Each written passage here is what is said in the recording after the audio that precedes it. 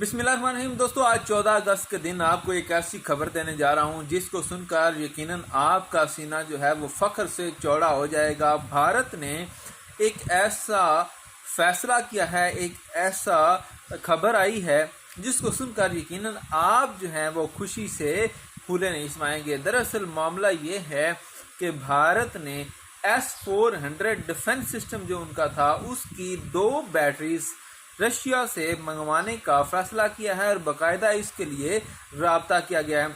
अब अगर आपको नहीं पता तो आपको बताता चलूं कि ऑपरेशन सिंदूर के दौरान पाकिस्तान ने यह दावा किया था कि हमने इंडिया का S-400 डिफेंस सिस्टम जो है वो तबाह कर दिया है।